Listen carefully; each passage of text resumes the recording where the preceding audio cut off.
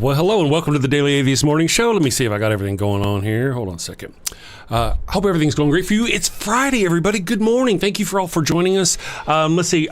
We've already got it in the chat. Good morning, Matthew, and all you other wonderful people. I will say hi in just a minute, as per usual. I hope you've had a great week. I've had a pretty good week. Yeah, it's been a good week. Next week's not going to be such a good week. I'm getting a colonoscopy next week. Never a fun experience. If you're old enough to have ever had a colonoscopy, let me just trust me. It's a pain in the ass. Do you have an atheist friend or family member who's a good person and you don't want to see them end up in hell? But now they're on their deathbed. Time is running out. They've been there for you and now you want to be there for them. But how can you save them from your all-loving, forgiving God and its eternal lake of fire? Well, fear not, my wayward child. Introducing Father Flanagan's line of atheist deathbed conversion Bibles. No more worries of loved ones meeting their resolution without absolution. Now you too can force your faith on the weak and helpless in their final moments. Father Flanagan's line of atheist deathbed conversion Bibles are designed specifically for the weak and infirmed. Extra large type for failing eyes seeing their last. Deluxe editions come complete with a post-mortem Mother Teresa would have approved baptismal kit. Also available in heathen and heretic versions. Father Flanagan's line of atheist deathbed conversion Bibles. Coming to a Walmart near you. All right, good morning, everyone. I hope you're having a great day so far. Good morning, Kelly Laughlin, Matthew Danovic, Chrissy G, or C and G. Good morning. Let's see, is Miss Non... Oh, there's Miss Non Sequitur. Good morning. Kelly is here. Comic Brandon is here this morning. Good morning, Comic Brandon. I dig comics. Something of a comic myself occasionally. Let's see, Squark, Parrot, Spitting Feathers. That's an interesting name. Good morning. Thank you for joining us. I hope you guys are all having a wonderful day. I'm sure that, Ravidels, I didn't expect to see you this morning so early. Good morning. And let's see, Secular Feelinist and, of course, the Atheist Mechanic. You guys kicking in the door so early this morning. Thank you all for joining us. Let's see, Matthew Danovic asks, what's wrong with the New Testament? Well, there's not a single answer to that question. Are you talking about the contradictions in the New Testament? Or are you talking about the things that Jesus said that are problematic? Like gouge out your own eye, curse your own family, that sort of thing. But beat your slaves so much. Which part are you talking about? What of the New Testament? Let me just kind of pop this up here. I'm going to test something real quick. On my mouse, if you play, let's see if it's going to work. I'm going to go here. Oh, look at us. And it almost worked. I didn't have the chat up. Oh, the thing is, it's supposed to take the chat down when it pops that up, but I didn't figure that part out yet. So I got that. No worries. Let me, So I've got a new thing here where you can see the contradictions in the Bible. I'm going to fix that so y'all can all see it because I'm smarty nerdy like that. I actually just kind of did this morning. I worked on the show to try to make it better. Obviously, I didn't do a very good job because my green screen's all fucked up and everything. Why does this stuff work when I'm not streaming? Good morning. Let me see here. I'm going to go here and boom. And then, one second, my friends, bear with me. Let's go here, and then here, and then I'm going to go, boop. There you go. Now you can see, this is what when I do it right, the chat will automatically disappear and come back. So this is one of my favorite places to send Christians who think their Bible is inerrant and unmistaken and not flawed. It is the lyingforjesus.org. You can't really see it yet. I haven't fixed that on the vertical stream, but I'll put the link in there. It's a really fun one for me. And that link that I will give to you now will show you a lot of reasons, a lot of ways the New Testament is not good or the problems within the New Testament. Here you go. I'll post that there. And then, did it go? It did indeed go. Okay, so now like over here, if you can see it, if you're looking on the big one, let me just do this. I'm a nerd. I can make this happen. Hold on a second. Let's go. Vertical right here, huh? Yeah. All right, hold on. Don't. All right. There we go. All right, so if over here we got this is the Old Testament over here, and this over here is the New Testament. And you see all these lines right here. Now the New Testament, as you can see, is quite a bit smaller than the Old T, And So there is that. Let me put this over. So it is a little bit smaller, but look at all the contradictions, all those wacky contradictions right there in the New Testament. And then, of course, there's all the rest of them between here and there and thus, right? But then you've also got the scientific absurdities, the historical inaccuracies, the cruelty and violence in the Bible. Oh, this side over here, there's our New Testament misogyny against women. Still there. Not as bad, I have to give you credit. I think that's because they just didn't really deal with women very much. I mean, just didn't deal with them very much. Not a lot of women to be dealt with. Jesus and his group of 12 guys, right? Not gay at all. And remember, Jesus and only a couple of them, one I think or two, were in their 30s. All the rest were like late teens, early 20s. Something. If that was happening today, parents would be calling going, hey man, something ain't right. This Anyway, discrimination against homosexuals right there and there and there. And then other data stuff. So that's one of the fun ways to go. I wanted to test that and see. All right, so now let me bring this back over here. I'll fix that so we can all enjoy that later. So, good morning, everyone. There we go. Let's see. Matthew Danahy, willing slaves or slaves to anyone. It should take Satan about 5 seconds to convince you to be his slave. You know, that's the whole deal. Trying to lessen what the word slave means is shameful. It is. I mean, you know what you're doing. You know whenever you're trying to, he's a bond slave or what. No, bond slaves can leave. You know, that they can leave. They can leave. There's different types of slavery, and obviously this is not that kind. Some of them do have an end date on when they can leave. But during that time, they're pretty just slaves, body slaves, just as you would expect. Let me see here. Good morning. Not Life with Kyle. How you doing? Let me see. I'm trying to get some stuff going on over. Put that down and get this out of here. All right, so now got that there. And our topic for today, let me see if I can find that real quick. We're not still doing that over there, are we? Okay, no. And then, that's what I was doing. And then along came Jones. Y'all old enough to remember that song? Tall, thin Jones. There we go. There's our chat back. I knew I could do it. Okay, I'll just have to figure up a little switch so whenever it does the other thing, it makes it go away. Good morning, Chris LXXXIX. I will speak out about child sacrifice. You will speak out about it? Are you for it or against it? Cry about the Jews more. I must have come in the middle of a conversation or something. Let's see. Why don't you go after Molech worship, which is real? Okay, I'll tell you what. Are you here? Are you still there, Chris? I'll tell you what. What is Molech worship? Do you really know what Molech worship is? Molech worship, actually, it depends. Okay, fine. There's this thing where they sacrifice children through fire. That's a process called Molech. And that was the problem that you may be talking about, where they actually sacrificed their children through fire.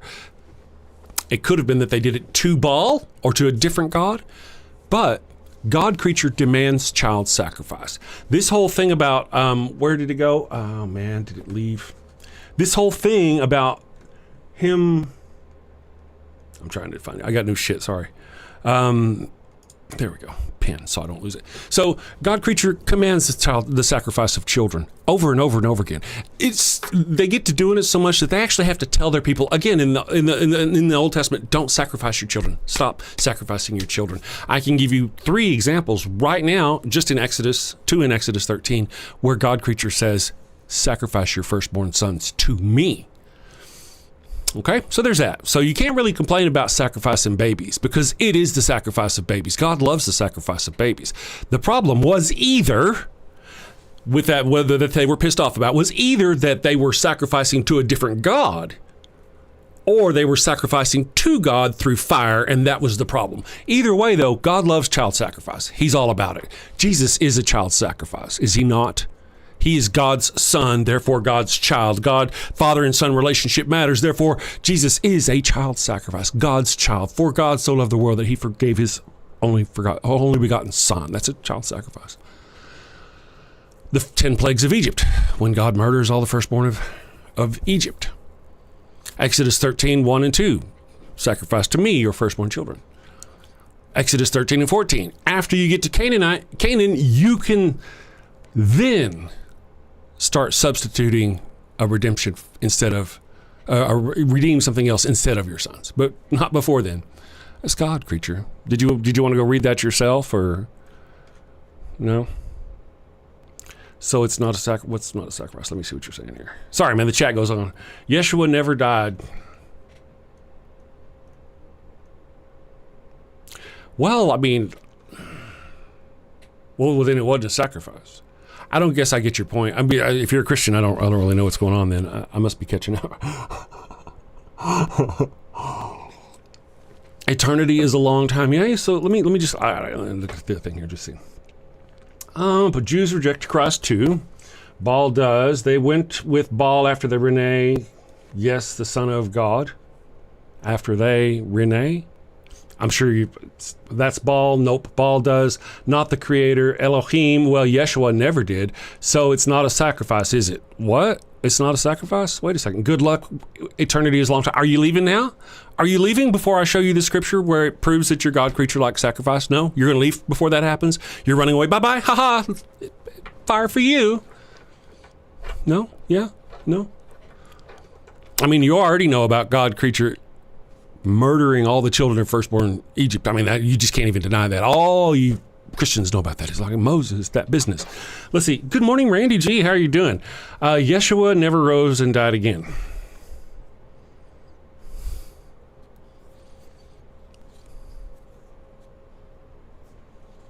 You know, that's complicated. I don't think so. I don't think so. I don't think he did. I think he may have been a real person. Possibly a real person, maybe based on a real person, not a supernatural real person, just a real person. Yeah, that he did not. You know, it's like Batman, you know, or Spider-Man.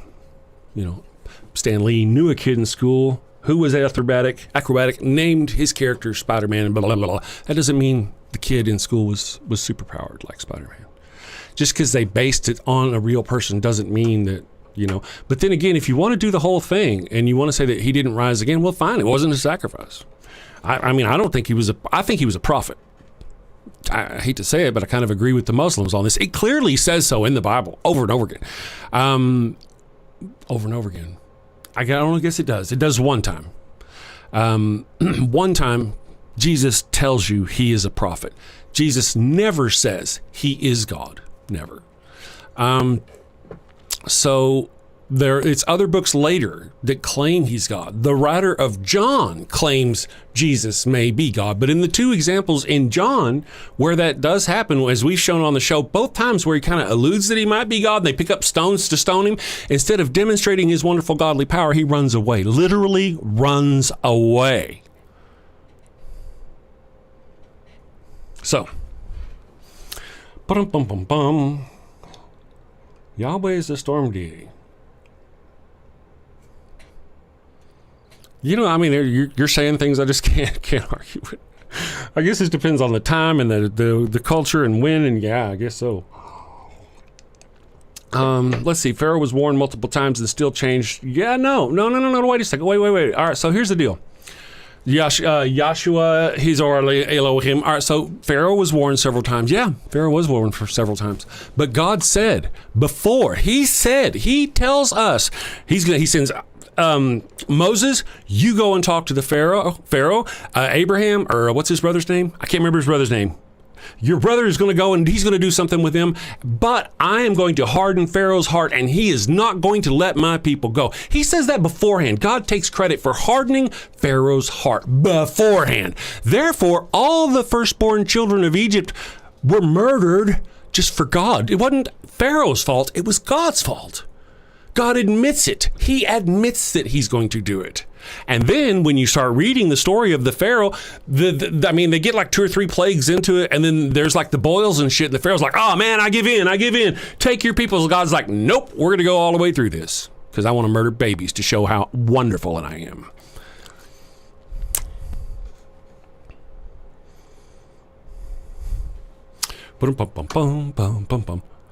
I don't think John, anyway, you don't care anyway. So that's kind of the thing. Let's see, Pharaoh was warned. Yeah, but again, it wasn't Pharaoh's fault. God admits to it beforehand.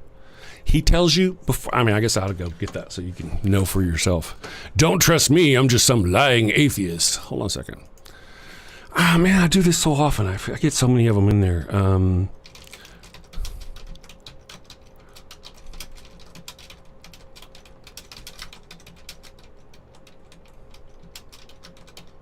There we go. Let's see what happens. Bum. Oh, no, I'm sorry. Oh, bad Chris. Ha. When did Pharaoh tell Moses he was going to harden God's heart? I don't know. I'll be okay. Let's see. I think it's Exodus 7. Yeah, here we go. Exodus 7:3. Let's bring this up together, my friends. Exodus 7. So in Exodus 7, the Lord said to Moses, "See, I have made you like a god to Pharaoh, and your brother Aaron will be your prophet. You are to say everything I command you, and your brother Aaron is to tell Pharaoh to let the Israelites go out of his country. But I will harden Pharaoh's heart, and though I multiply my signs and wonders in Egypt, he will not listen to you." What are his signs and wonders in Egypt? What were they again? What is it that he's multiplying, his signs and wonders? They're the 10 plagues of Egypt, aren't they? That's what your God creatures' signs and wonders are. The 10 plagues of Egypt. And again, let's see, I'd have to take a moment to go find it, where, of course, there's also the other part where Pharaoh, again, like in the beginning, he's going to, but God hardens his heart. So all those firstborn children of Egypt, all the plagues, all the animals that were killed, all the boils, all the horrific things that happened was directly just because God wanted to show how shitty a creature he was. And he tells you so right here. Because what are his signs and wonders? Why didn't he go in there? His signs and wonders be wisdom, love, courage, patience, tolerance, understanding, and forgiveness. Why wasn't that his signs and wonders? No. Now, and here's the other thing. So you're going to blame the Pharaoh. Oh, it's the Pharaoh's fault. But it wasn't the Pharaoh's son, I don't think. He may have had a son that died, but it was all the children of the firstborn children, all the mothers and fathers out there who lost their innocent babies because God creature was mad at Pharaoh for something Pharaoh wasn't going to do anyway. And God takes credit for it all. So, again, where's God's signs and wonders? Oh, I brought this up here on the thing. I've got this new thing that I'm trying to work on. Now, I haven't obviously fixed that other part. Let's go poop. There you go. But you can see here, right there at the beginning, I command you and your brother to do the thing. I will harden Pharaoh's hearts, and though I multiply. And you can see, if you go watch, and I don't have it pulled up. I'll have to pull it up. It may even be here. In this one here. Yeah, it may be. This one or the next one. The plague of frogs. Okay, so there's the plague of blood, the plague of frogs. Hold on a second. Let me see what the next ones are. They're just all horrific. Where is the next button on you? Damn you! Anyway, let's go Exodus 8. Do it the easy way. Back 8. All right, so let's see what else we got in here. Plague of gnats, plague of flies. This is what your God creatures' signs and wonders are. They are horrific. They're the things that you would think of as a demon in a horror movie. Like what's that? The one with Tony Todd with the bees coming out of his mouth, Candyman or some shit. That's what you would think when you see this. It's a horrific example. Horrific. Let me continue. Plague of flies. Oh, Exodus 9. There's a little link down there. Then the Lord said to Moses, and we go on, the plague of boils. Now here it is, my friend. Let's check it out if I remember right. The Lord says to take a handful of soot, blah, blah, blah, blah. So they took the soot from the furnace. Moses tossed it in the air. Festering boils took out on the people. The magicians could not stand before Moses because of the boils that were on them and all of the Egyptians. But the Lord hardened Pharaoh's heart, and he would not listen to Moses and Aaron, just as the Lord had said to Moses. We go on.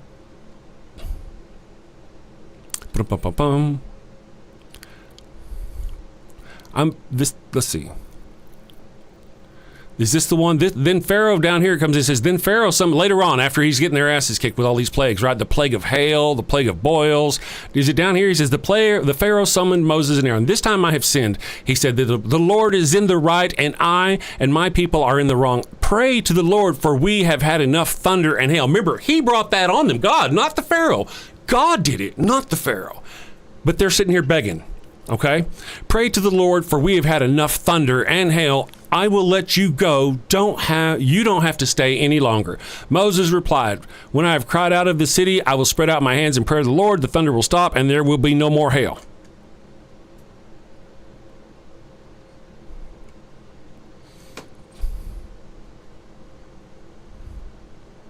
Thunder stopped, no more hail. And then the plague continued. Right here. I mean, it's like I was actually kind of surprised. I'm like, wait, okay, so maybe I was wrong. I thought there was more coming. It kind of sounds like they're like Pharaoh's like, okay, cool, when I've gone out of the city, I will spread my hands in prayer in the Lord, blah, blah, blah, blah. Then Moses left the Pharaoh and went out to the city. He spread out his hands toward the Lord. The thunder and hail stopped, and the rain no longer poured down on the land. When Pharaoh saw that the rain and hail and thunder had stopped, he sinned again. He and his officials hardened their hearts. And why would you do that? That doesn't make sense at all, does it? It doesn't make any sense at all, seeing these humongous miracles right before their very eyes. Yeah. Anyway, when Pharaoh saw the rain, blah, blah, blah, blah, so the Pharaoh's heart was hardened again, and he would not let the Israelites go, just as the Lord said through Moses. Now, again, it does say here, when Pharaoh saw the rain and hail and thunder had stopped, he sinned again. He and his officials hardened their hearts. Okay? But the very next line in the very next chapter says, then the Lord said to Moses, go to Pharaoh, for I have hardened his heart and the hearts of his officials. He takes credit for it right there. God does. God takes credit for all of this.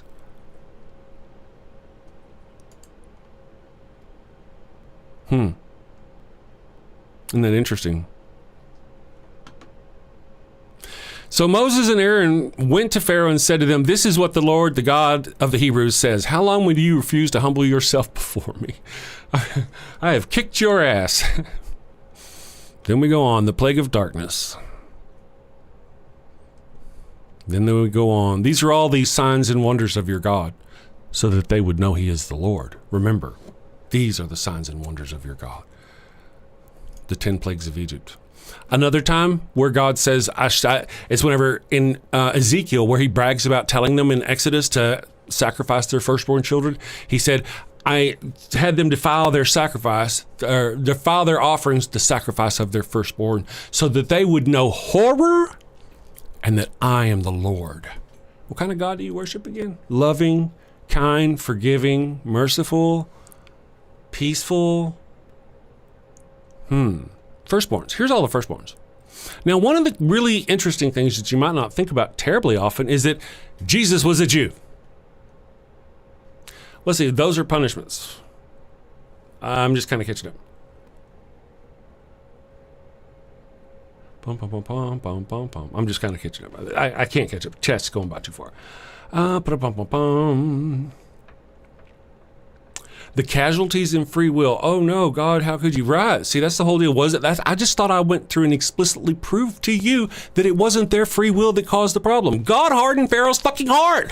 Beforehand, he said he was going to. It wasn't Pharaoh using his free will. Blaming, and you're victim blaming, right? And because Pharaoh did something wrong, that makes it okay to murder all the firstborn sons of Egypt, to rain boils out because Pharaoh did something wrong. One man did something wrong and you murder all. It does kind of make sense with your God creature, doesn't it? Doesn't it? Interesting stuff. Pharaoh. I just got a lot of shit on my screen. Good morning, Kelly Laughlin. Let's see who else is here. Jessica's here. Yes, victim blaming. You are victim blaming. Whenever you sit there and go, you had a choice. Here's the deal. Whenever you get home tonight, your husband's going to beat the shit out of you. You had a choice. You were given a choice. You could stay in the house or leave and get the shit beat out of you. But you left. So now when you get home, you're going to get the shit beat out of you.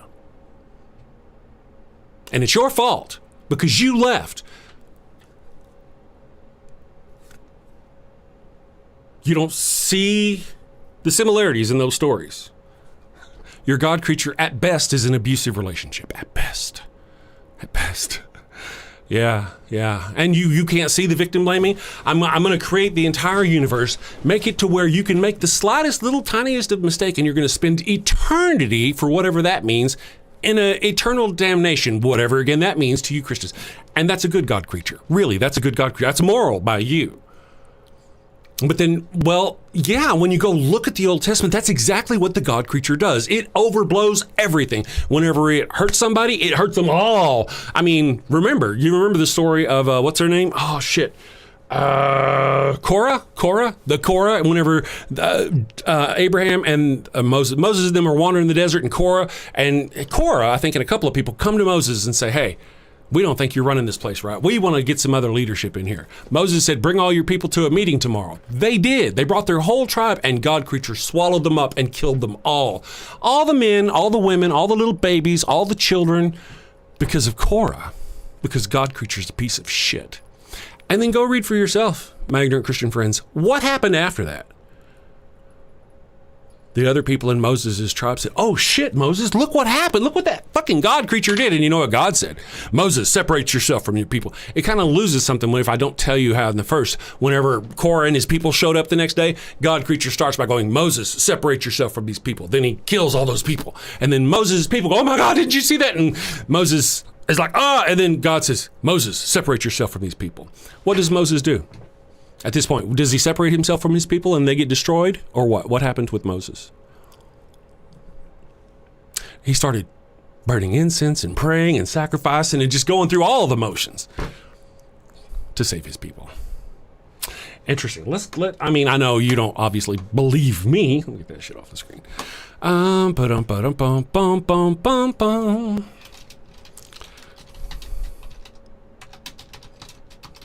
This is it. Moses.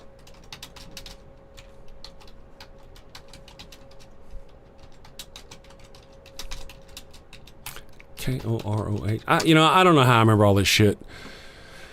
Yeah, there it is.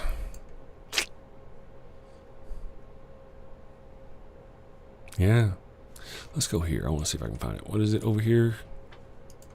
Number 16. Let's go to number 16, my friends. The flock. Numbers 16. Do we care about what number 16 says? I don't know. So the movie could happen. Korah, the son of Ishar, he's the guy who complained, right? So we go on. Let's see. They came as a group to oppose Moses and Aaron and said to them, you have gone too far. The whole community is holy, every one of them, and the Lord is with them. Then why then do you set yourselves above the Lord's assembly? That's what they're asking. When Moses heard this, he fell face down. Then he said to Korah and all his followers, in the morning the Lord will show who belongs to him and who is holy, and he will have that person come near him. The man who chooses, that's why I put even that thing up here. The man he chooses, he will cause to come near him. You, Korah, and all of your followers are to do this. Take censers and tomorrow put burning coals and incense in them before the Lord. The man the Lord chooses will be the one who is holy. You Levites have gone too far. Okay? Then it goes on. Let's see where it goes up. All right, so brought up. We can read the whole thing if we want to, but I kind of don't think we ought to. I'm just going to take us forever. So Moses said to Korah, you and all your followers appear before the Lord tomorrow. Okay, so I guess they continue arguing. Moses became angry and said to the Lord, do not accept their offering. I have not taken so much as a donkey from them, nor have I wronged them in any way. Moses said to Korah, you and all your followers appear tomorrow before the Lord, you and they and Aaron. Each man is to take his censer and put his incense in it. Go on about itself. All right, so we get down here. When Korah had gathered all of his followers in opposition to them at the entrance of the tent of meeting, as he was lured to do, the Lord said to Moses and Aaron, separate yourself from this assembly so I can put an end to them at once. But Moses and Aaron fell down and cried out, oh God, the God who gives breath to all and living things, will you be angry with the entire assembly when only one man sins? That's weird. Why would they ask that? Okay, so let's go on. Then the Lord said to Moses, say to the assembly, move away from the tents of Korah, Dathan, and Abraham. he didn't even answer his question. Will you be angry with the entire assembly when only one man? Moses got up and went to Dathan and Blah, and the elders of Israel followed him. He warned the assembly, move back from the tents of these wicked men. Do not touch anything belonging to them. You will be swept away because of their sins. What were their sins, though? What was their sin? Questioning Moses, right? I mean, it's not like they were doing anything horrific. Not, oh my God. Challenge of his power, I think is how we would do that. So you will be swept away because of their sins. So they moved away from the tents of Korah, Dathan and Abraham. Dathan and Abraham had come out and were standing with their wives, children, and little ones at the entrance to their tents. Then Moses said, this is how you will know that the Lord has sent me to do all these things, and it was not my idea. If these men die a natural death and suffer the fate of all mankind, then the Lord has not sent me. But if the Lord brings about something totally new, and the earth opens up its mouth and swallows them with everything that belongs to them, and they go down alive into the realm of the dead, then you will know that these men have treated the Lord with contempt. As soon as he finished saying this, the ground under them split apart, and the earth opened its mouth and swallowed them and their households, and all those associated with Korah, together with their possessions. They went down alive into the realm of the dead, and everything they owned, the earth closed over them, and they perished and were gone from the community. At their cries, all the Israelites around them fled, shouting, the earth is going to swallow us too. Notice how it scared the piss out of Moses' own people, not the course, and came fire out of the Lord and consumed the 250 men who were offering the incense. So then it says, God burned up literally to fire the men who were offering incense to the Lord. Okay.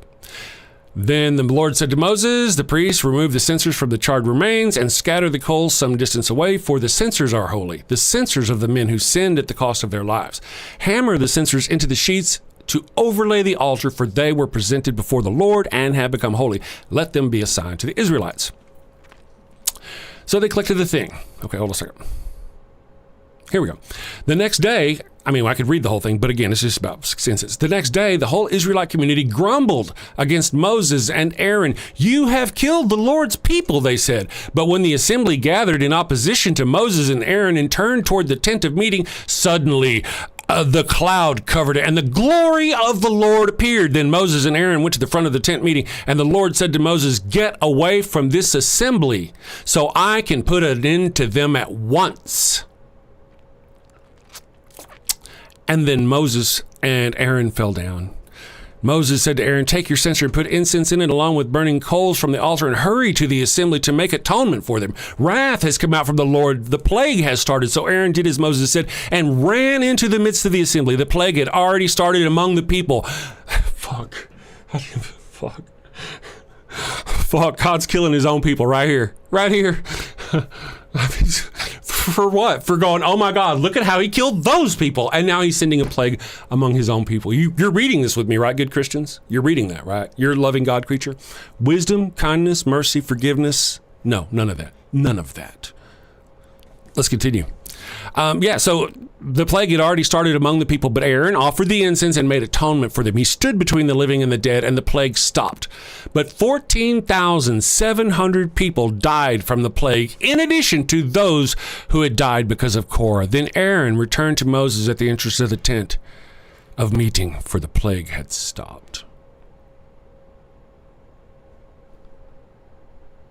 You worship a horrific God, and I hope you can see through it. I hope you can realize that that's what this is. It's not the loving, kind little old man sitting in the clouds. It's not Jesus saying blah, blah, blah. Remember, Jesus is one of those things where he's like, it sounds like he's saying forgive and be nice and all that business, but his entire message is one point.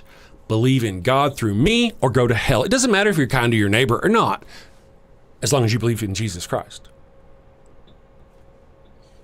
So, but here, this God creature. And remember, this is who, whenever you don't pass the test, the Jesus test, when you get there and Jesus is like, oh, yeah, well, it was only the Methodists that were the right Christians. Everybody else is fucking doing it wrong. You say it yourself. Those aren't right Christians. Those aren't normal right. Those aren't good Christians.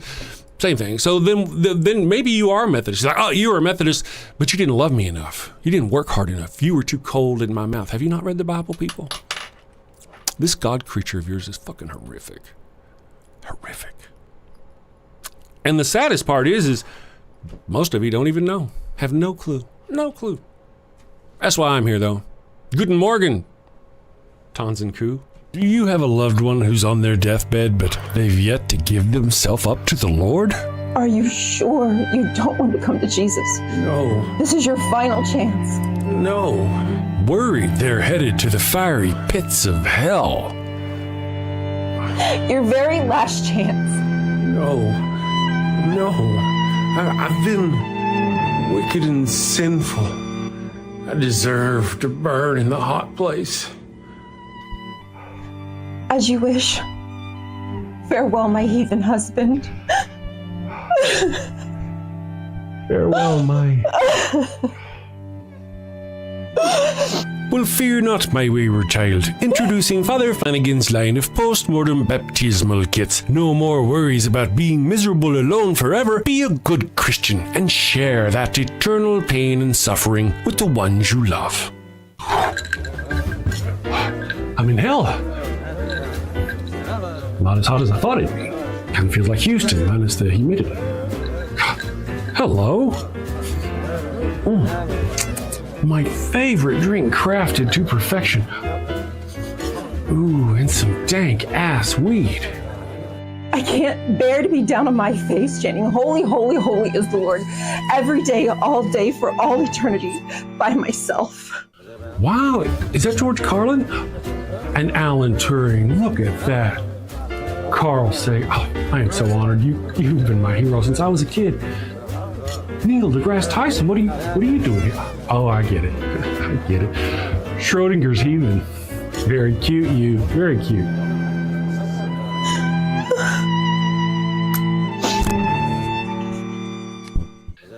That's fantastic. Oh, what is that? What is... It's holy water. Oh, it burns. No, this isn't where I want to be. Pabst Blue Ribbon and a Marlboro? No! Father Flanagan's post-mortem baptismal kit. Dead kid tested, Mother Teresa approved. Is that the Pope and John Paul? Jim Jones and Jimmy Swaggart, huh? I can see that coming. Neil deGrasse, what are you doing?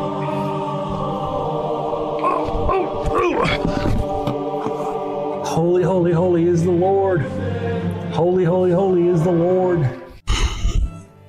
Thanks, Father Flanagan. Damn them to an eternity in heaven for only $59.99. They wouldn't appreciate it, but you'll feel better, and that's the point, isn't it? Get yours now. Your heathen loved one's time is running out. Holy, holy, holy is the Lord. This is some bullshit. Holy, holy, holy is the Lord. All right, guys. I have been getting some super chats and I didn't hear them. Sorry. Let me read them real quick. TEC says, how gay you have to be to get an atheist tattoo about God that doesn't exist. The non-existence of a God yet again affects my friend Chris. No. Your God not existing doesn't affect me at all. It's the actions of you, his followers. That's what this is all about. That's why I'm here. I don't believe in God. I don't believe in Emperor Palpatine. But if Emperor Palpatine had people going around hurting other people, imposing his religion on other people right here in the United States, if he were forcing his religious doctrine on our children in schools, if he were forcing his religious doctrine on our women across the country, that would be entirely different. If his people were doing that. Obviously, Emperor Palpatine can't do that because he's not real, but if his followers were doing that, then I would have a problem with him too. But I don't. It's Christians. It's you guys who are out there oppressing people. You can't see it, and you have no idea why I'm here. None. And it really is par for the course. I did a show the other day called How Secular Humanism is More Moral Than Christianity, and you're the perfect example as to why. I mean, you just shine for me. I don't even have to do anything. The fish hooks itself. Learn to separate God from government. Yeah. If Pete Hegseth and Donald Trump and all those right-wing conservative Christian bitches in the White House could do that. You know, they have like a religious prayer meeting every day before she comes out and talks to the people or some business. I don't keep up with it. But I mean, I know they do that. I know they have the religious meetings. I know they have the Office of Anti-Christian Bias. Not anti-religion bias. Anti-Christian bias. Yeah, they need one that, yeah. Good morning, Ryan H. Theists are low IQ. That is technically true. That's scientifically true. Yeah. That the higher IQ a person is, the more intelligent a person is, the less likely they are to be religious. The less intelligent they are, the more likely they are to be religious. Huh. Now, you can go, there's scientists, go look that shit up. You ain't got to believe me. Don't believe me. I'm just some liar. Don't believe me. Your skits are big lame. Oh, wait. I'm sorry. I forgot to read the rest of the super chats. Thank you, ME. Most people enjoy my skits. I have more. So there you go. Thank you for the $5 super chat, TEC. Beard of Empathy for $5 says, Stanley absolutely adored alliterative appellatives. Wow, I said that out loud correctly. Can you play Wild Bill 2 next break? You know what? I didn't see this until after. I will play Wild Bill 2 as soon as I'm done reading this here for you because you're awesome. Some people seem to think, the Atheist Mechanic, that America was founded on Judeo-Christian principles. The Treaty of Tripoli would disagree with that, though. Can't have freedom of religion without freedom from religion. And one of the things is that, most of the founding fathers, I believe, were deists. They weren't Christian necessarily, most of them. That's why you get that Treaty of Tripoli. They knew people were worried about Christianity. That's why they left fucking England, because of the Christian oppression. They don't know. Salty Namekin. So why even argue about something you believe is a fairy tale? Well, the reason why, were you not here just a minute ago whenever I said that because Christians oppress people, and that's why I'm against it? Because it's not the fairy tale, it's the people who hurt in the name of that fairy tale that I'm opposing. Now, here's the deal. Why would I argue about something? Because I want to show you. I want to show you using your own Bible how ridiculous this bullshit is, how disgusting it is.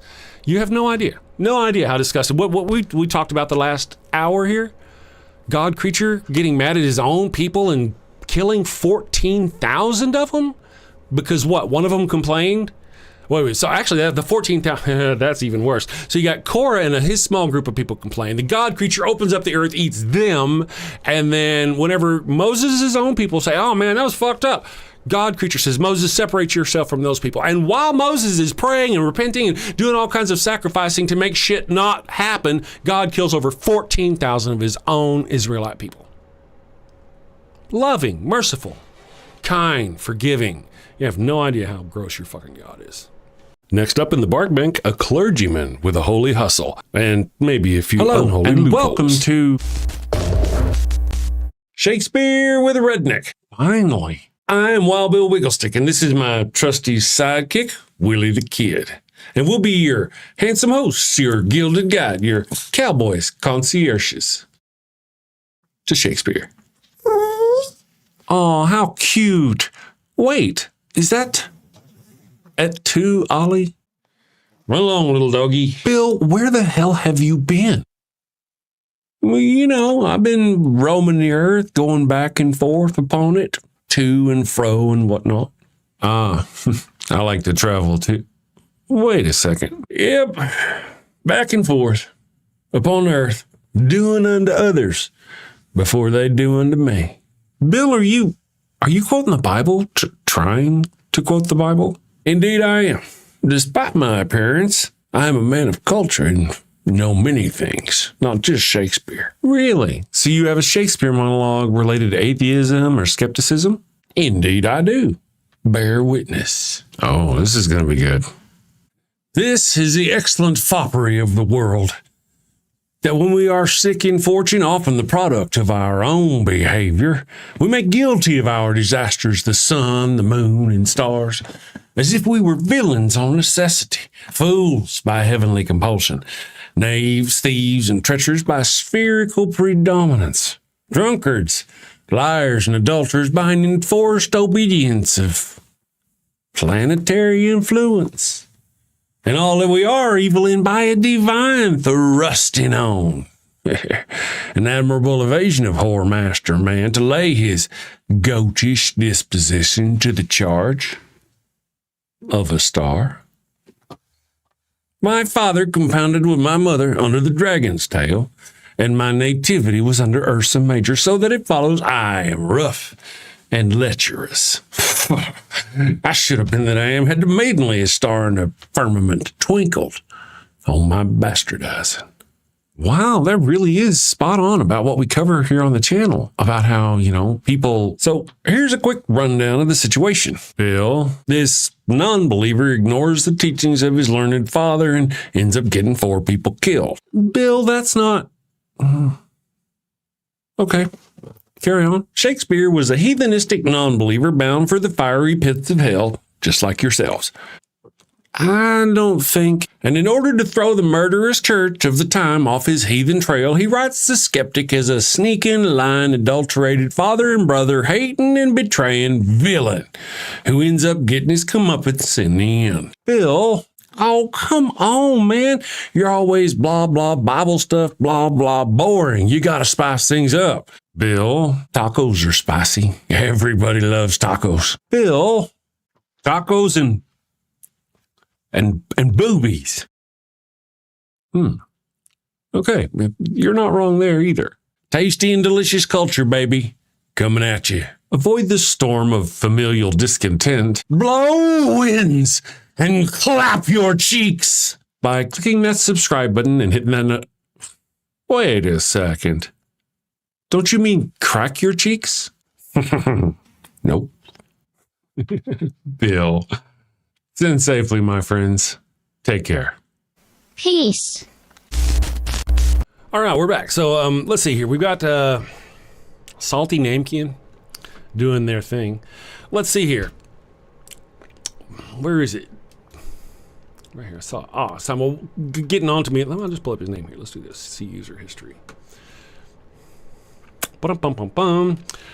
So grown men don't argue about Santa or other gods. No, but you spend time hating.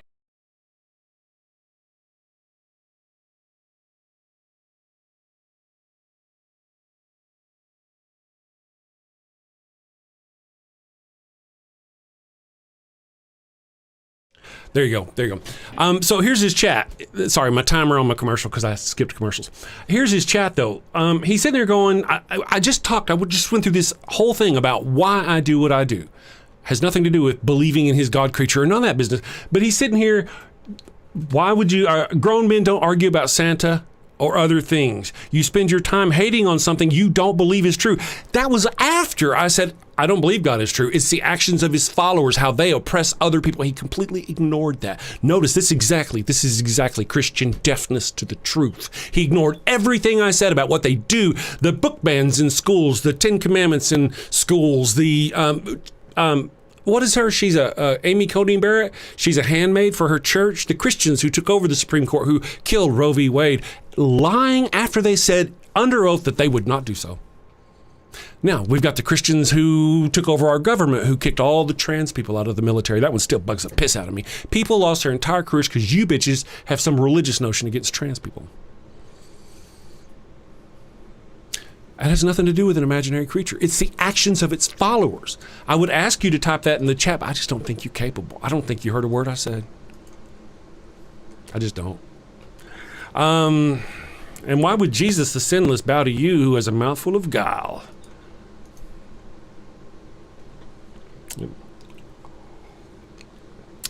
True enough.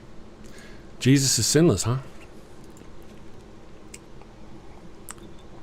You know, here's the deal. I mean, everything God likes is good. Everything God dislikes is bad. Whatever Jesus does is good. It doesn't matter. If he's God and you think he's God, it doesn't matter. He can go out there and, as exampled in this very show today, murder children, call for the sacrifice of babies. And that's not evil, is it? Because God did it, right? Am I right? It's not evil because God told him to murder those babies, correct? In the story of Korah, it even goes through the effort to tell you that it wasn't Korah, but it wasn't just Korah, but Korah's other people, his other helpers or his minions or whatever, they and his lieutenants, I don't know, they and their wives and families stood outside their tents, little children, and then God gobbles them up.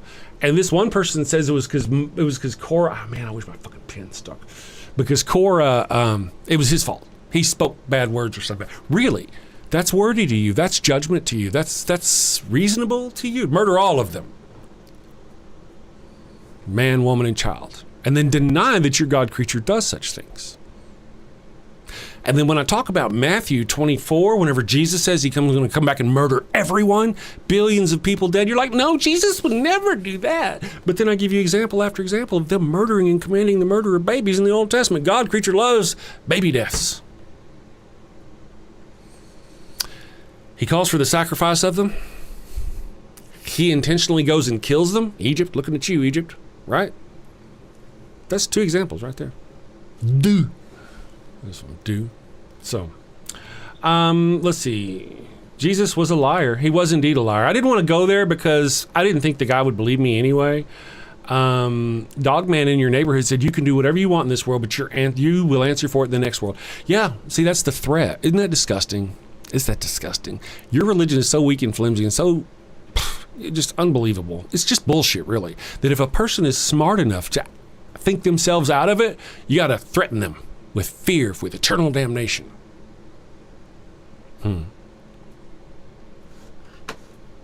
Interesting. Yeah, lots of fear. But see, that's kind of the thing. Who's afraid? I'm not afraid. You're afraid. You're either afraid for me or you're afraid for you. But either way, you're afraid of your God. So it's your God. Loving, merciful, forgiving, peaceful, kind? No. Let's see. Use the next verse as rape because the NIV says rape when the word is caught together. And so you're talking about something about somebody else. There's a time if you're talking. I mean, those are bad examples anyway about whether a woman is seduced or whether she is physically raped or whatever. I mean, the fact that they have a monetary price for redemption for the hymen is the problem. You don't know that, do you? That's the whole deal. That's the only reason why any of this happens is because whenever that woman, that girl, is violated, that money is lost. The hymen. That father has lost finances. And that's why they forced them to pay him. He's lost finances. And then, you'd like, oh, no, it's because he hurt his daughter. No, the rapist gets to take the daughter after paying the money for the hymen. The best the woman can hope for is that God decides to live up to the rest of the scriptures that says he should take care of her because he did this to her. That's the best it's got. And that's only if he's caught. Who wouldn't want heaven? Have you read about heaven? You didn't see my commercial earlier, have you? You should go read about what heaven. Go look at the examples of whenever somebody experiences God or experiences. Go look. It's never pleasant. It is never pleasant. I guess there is the thing when somewhere, I'm not sure where it was, where there really is some sort of streets of gold or some bullshit. I think that's pretty fake, though. I don't think that's in the Bible. That might be in something else. Whenever you get to go read Revelation, it reads like a hellscape, heaven. They're up there. They're getting ready for war. They're marshaling their forces. They call out the Lamb, and here comes out the Lamb, and he's covered in blood. And it's like, when you read it, when you see it's like fire and devil pits and all this, under the throne of heaven is all the souls who were murdered in the name of God, who stood up for God, the martyrs, if you will. And what do? What have they been doing this whole time? What have them souls been doing this whole time? Going down there, revenge us, get blood for us, revenge us. What the fuck? Have you not read the Bible? And it talks about like a God creature sitting on the throne and these horrific creatures that surround him. I mean, I would think they're horrific. Some people got their wood, I don't know. I don't judge kinks. I don't, But it's horrific. Go read it. Go read it. Don't listen to me. Let's see. You haven't read it, obviously. I haven't read it? Huh. Maybe you should go read it. Go read it. Oh, I got an idea. Let me do this thing. Does that work? Is that working still? Ooh, there we go. I got to get that off of here. And over here.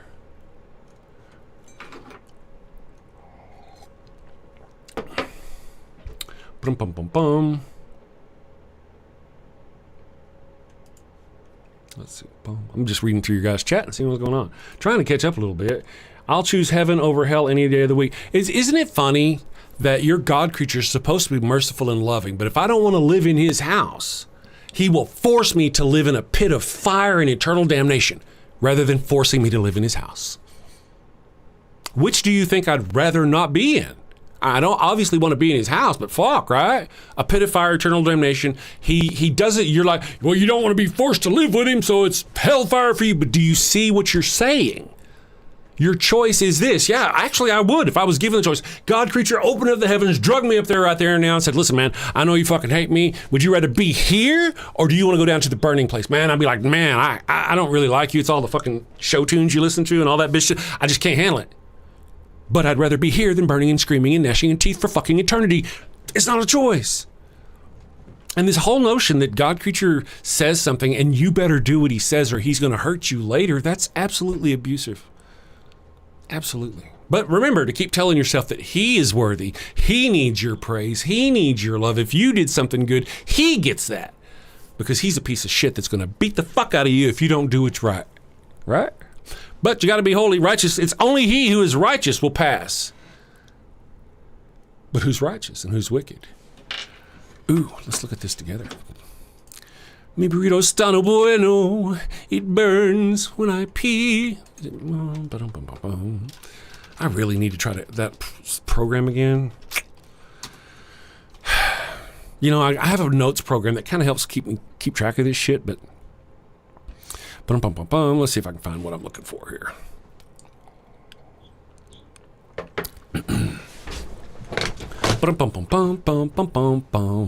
Is it down here? Okay, hold on. See, that's what I'm saying about my notes. Hold on a second. Let me find my notes.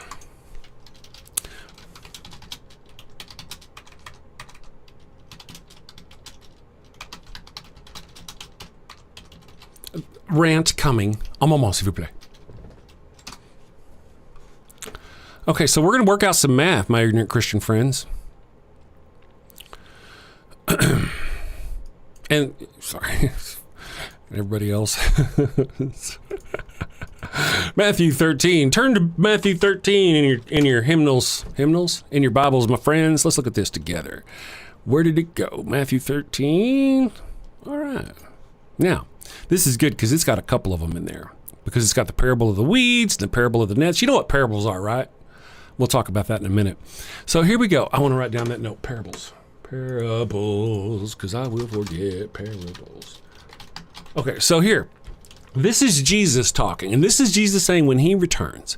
So consider this. What happens if Jesus returned today, according to what he says right now? Listen.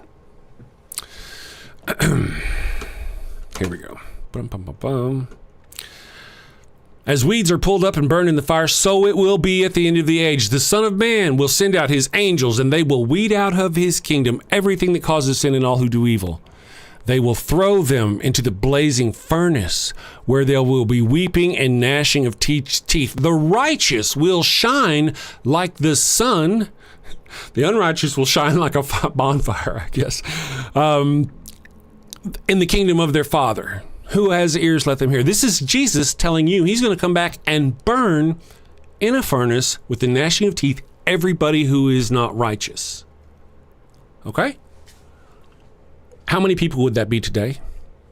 Could we put a number on that? Can you put a number on that for me, anybody? How many people would Jesus be murdering in a furnace? Literally, he's saying he's going to do it by fire. In a furnace, gnashing of teeth. That's where the gnashing of teeth phrase comes from, if you're familiar with that. But wait, it says it again down here at the bottom. It says it again. Oh, shit. My new buttons. It says it again down here at the bottom. Ta-da-da. Once again, in the kingdom of heaven is like a net that was let down. Talks about fishers. This is how it will be at the end of the age. The angels will come and separate the wicked from the righteous and throw them into the blazing furnace, where there will be weeping of teeth.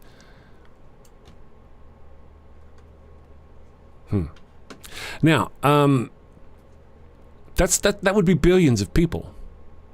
Billions of people. Jesus is telling you right there, he's going to come back and murder everyone who's not the right kind of Christian. Right there. Meek and mild. Jeebus. And he does it twice. Whenever I pulled up the reference, there's actually another place in another scripture, another book where he does it too. Same thing probably though. Jesus telling you he is going to burn in a furnace like Adolf Hitler murdered all those Jews. Jesus promises to murder everybody who is not Christian right here. And you guys say we're intolerant? Who's intolerant? You want to hear it again? You want to go look it up for yourself? You can go look it up for yourself. I'll read you the scripture here. It's Matthew 13. If you go to Matthew 13, and down here, it says it a couple times up here. The parable of the net and the parable of the weeds. At the end of both of them, the Son of Man will send out of his kingdom. Let's see. As the weeds, there we go. And then up here, it says it twice. I had them both up here too. Here we go, right here. Here's the second one. One right here, and one right here.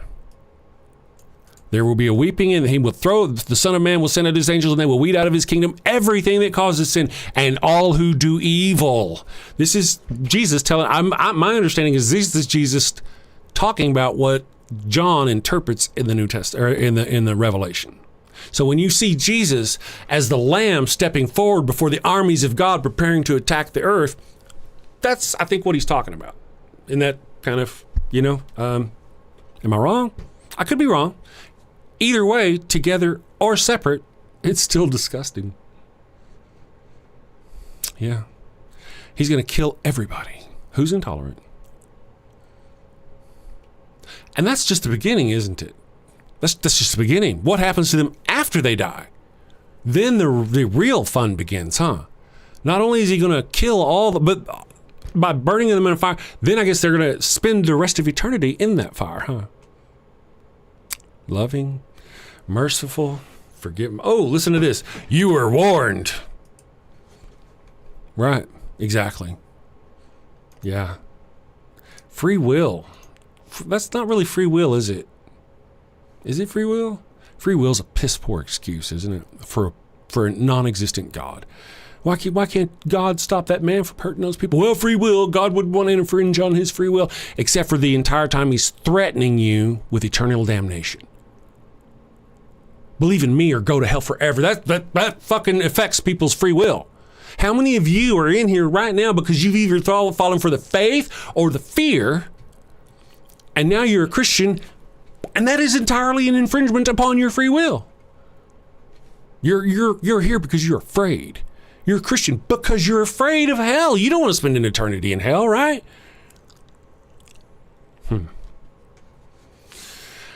Poor Knowledge Hub says it does not matter if Korah's nationality. Korah was a gainsayer. That's what the deal was. And was judged. Yeah, Korah was judged. Yeah, and little Timmy and little Sally and Bobby's little son and Mike's girl and that little infant over there, that baby, he was judged too. All of them rent asunder by your God creature. Loving, merciful, forgiveness. And you can't even say that like after he rent them asunder, he then took them to heaven. Not after what we read. You're not going to say that, are you? No, he murdered all these innocent people. Innocent people.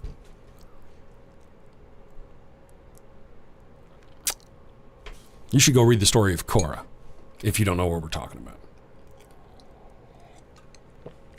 about. So, that's God creature. And I didn't even realize that. It's been so long since I read the story of Korah. I had forgotten that when Korah came, God creature killed Korah and all of his people. I remembered that Moses' other people were like, damn, man, what the hell? And then God creature was going to kill them. And Moses was all starting to sacrifice and all that, working his ass off to keep that from happening. But I didn't remember that during that time, while Moses is running around getting ready to sacrifice, God is putting a plague on his own fucking people and murders 14,000 of his own people with a plague. Because somebody said, hey man, did you see what the hell? Really? That's warranted. What kind of God do you believe? I mean, oh my God, disgusting. More disgusting the more I hear about it, the more disgusting it is. I mean, that it killed 14,000 of its own people for being upset about how vicious and disgusting it was. Let me see if I can catch up with some chat here. I heard, I think, on maybe a new super chat. Flocky said, I'm 70, but that changes Monday. There'll be better.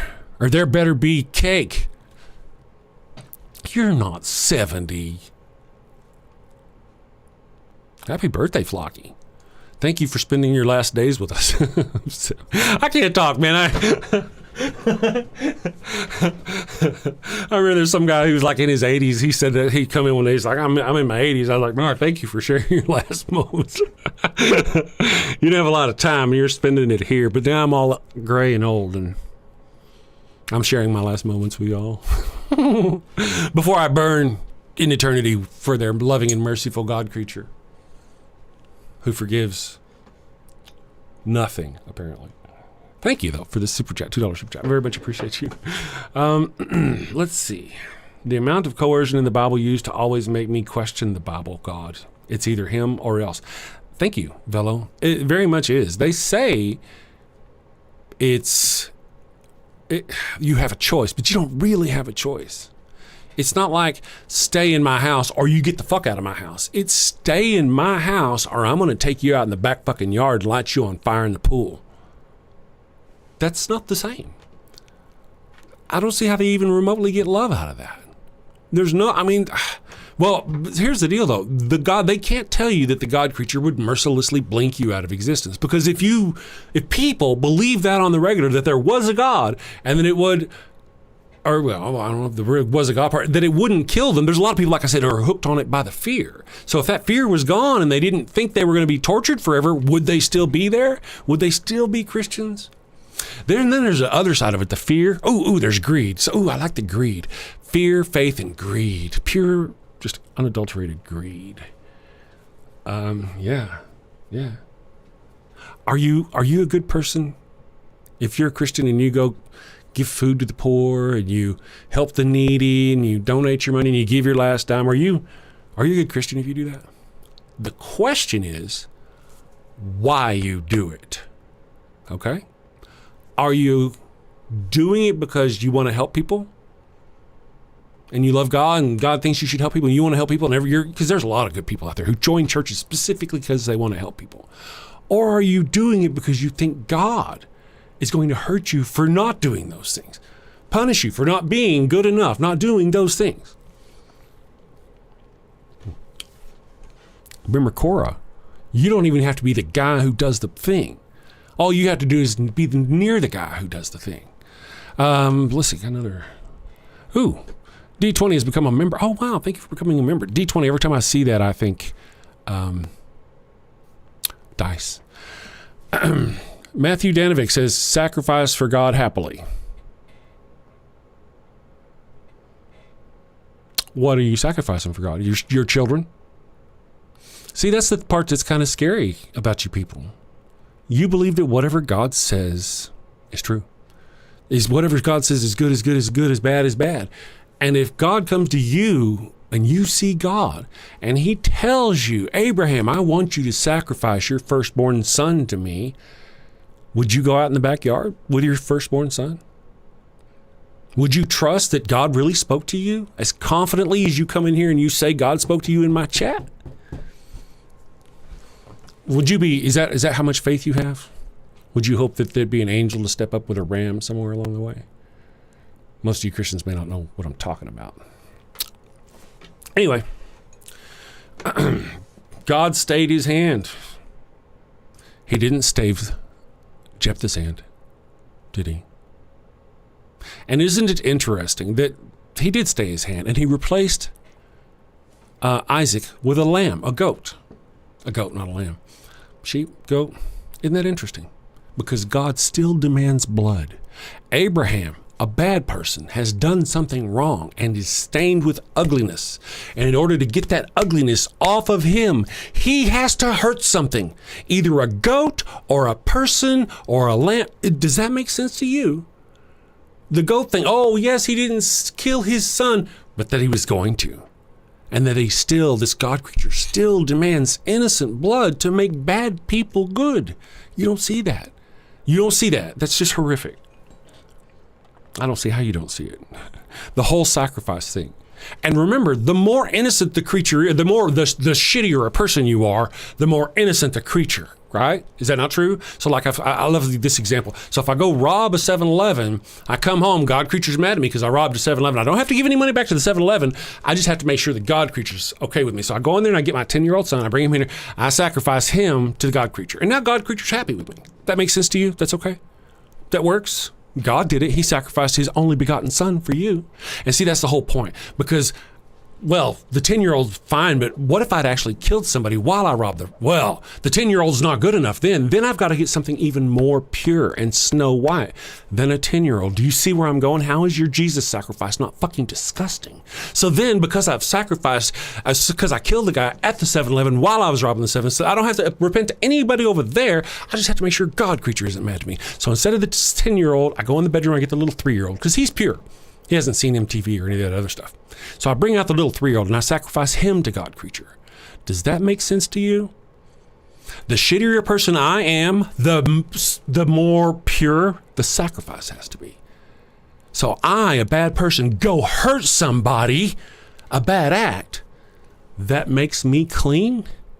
Really? Really? And you see where this is going, because all of humanity is counting in Jesus. That's why Jesus is perfect. That's why he's the lamb, white as snow. Because you have to get so more and more innocent. It has to be even more innocent than my 3-year-old. It has to be the Son of God. That's how innocent it has to be. But it's still a son, and it's still a child sacrifice, and it's still abso-fucking-lutely disgusting. Whenever you watch the news and you see those parents who let their children die of diabetes because they were praying and didn't take them to the doctor, or let them starve because they had a medical condition but they were praying to God, are you one of those people who go, oh, those were just such holy people? Is that how you see that? They did good? Is that murdering their own children for the name of God? Is that how that works for you? God did it. John 3:16, right, kids? Did it play the sound? It may have. I don't know if it played the sound. I gotta fix my sound. Oh, anyway, here we go. Let's see. What should I do for you? Let's see. This is the one I started earlier, but I didn't get to. Somebody said they don't like my commercials. So. Next up in the bark bank, a clergyman with a holy hustle and maybe a few unholy loopholes.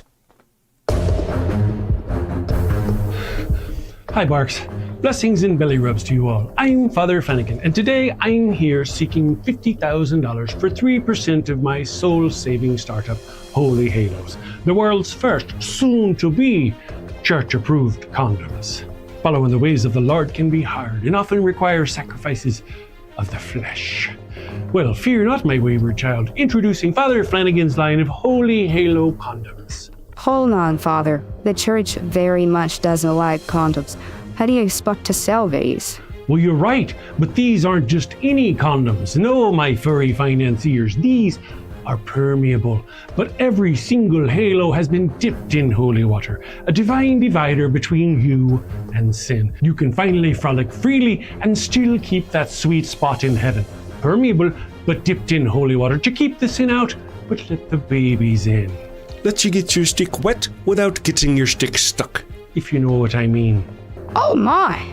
Very embarrassing every time. So basically they don't work as condoms, but they let you get away with having sex without going to hell? Exactly. The church gets to keep making babies, but you don't have to keep going to confession. Think of it. No more guilt. No more awkward "I'm saving myself for marriage" speeches. With Holy Halos, you can take those pray hands and turn them into lay hands. Didn't I read that holy water is full of bacteria like E. coli? Won't this be harmful to women's health? The words are English, but I don't understand the question. How are you addressing the issue holy water presents for women's health? Again, I'm not understanding. She does that. Well, we don't get it either. Is that mesh from a window screen? Ah, that's a keen eye you have there, young lass. Yes. Another fine selling point, rough on the outside to increase her shame, as it should be, but soft and smooth on the inside, internally lubed and ribbed for his pleasure. We even have custom scents. Scents? Now you have my attention. What flavors we talking? Don't pitch me that vanilla missionary nonsense, Padre. Well, we do have virgin vanilla, but we also have miracle mint and cooing camel, and my personal favorite, sweat of the Savior. And the Vatican, they've blessed this endeavor? Well, not exactly. I'm still waiting on the papal decree one way or the other. I love it, but you're asking 50 grand for only 3%. That's rough, Father, real rough. Not running with the big dogs on this one. I'm gonna stay on the porch. Me too. Good luck, Father. 15%. Ouch, 15%, that's highway robbery even for the church. Come on, Father. We're dogs. We know a bone when we see one. 10%, and we'll even bless your branding. Look, meet me in the middle, 7%, and I'll baptize all your puppies. 7% works for me. Father Flanagan, it looks like Wait a second. Our producers say we have a special call-in bidder. Let's get him up on the screen. Folks, we have the guardian of the sacred fire hydrant himself. Oh no. Defender of the holy tennis ball and eater of the golden kibble, Pup Oliver Poops a Lot the Fifth.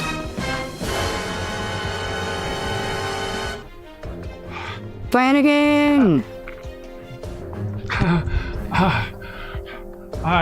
Yes, you're pooped.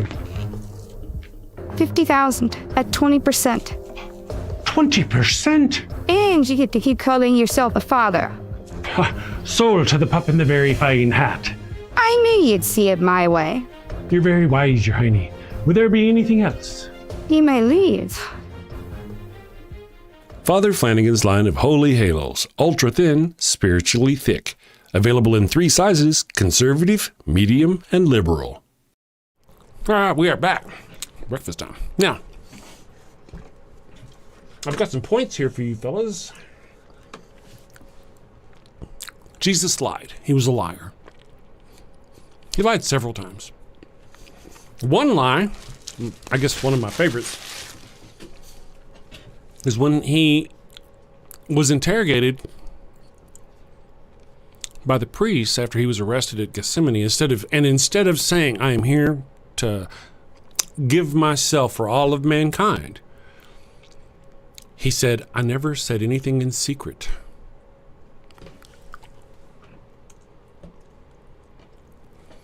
All right. Right here, John 18. Okay. Bum. Right here. Jesus, he's being interrogated by the high priest. I have spoken openly to the world. I always taught in synagogues or at the temple where all the Jews come together. Now, if you've ever heard of the Sermon on the Mount, you know that is a lie. That was not in a synagogue or a temple.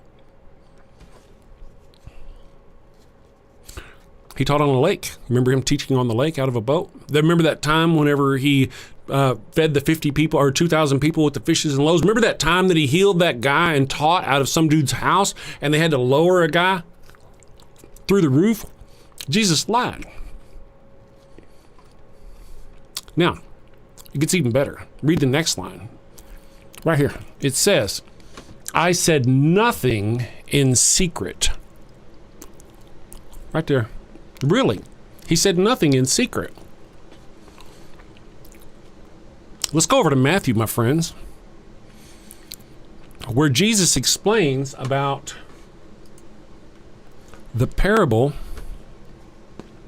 why he does the parables. It's 10:13. Right here. Here it is. They ask him, why do you speak in parables? Why are you teaching us in secret? That's what parables are. He teaches them saying things that other people can't understand. That's literally teaching in secret. Now, he's also got the whole thing where he goes and heals people and then says, don't tell anybody. He does it over and over again. Mark chapter 1 opens with him healing a leper and then telling the leper to go do the sacrifices at the temple with the priest as per the law of Moses, and don't tell anybody. And yet right here, my friends, you can see Jesus telling you that he never said nothing in secret. Jesus is a liar. This is exactly the place where Jesus should be going. He's been arrested. He's got the Romans and the Jews. He's got their attention. He has all eyes on him. All he has to do is demonstrate his power and he can convert the whole fucking world. That would be the beginning, but he doesn't. He lies. He lies his little ass off. Just like, again, in the Garden of Gethsemane, he was terrified. He was hiding. He didn't want to go through with it. He was hiding in the Garden of Gethsemane. It was not his will. Whenever he... Here, right here, it says it right here. I got one open. Is this one yet? Okay, let's go back. Next chapter. One back. There we go. John 17. Okay. Nope.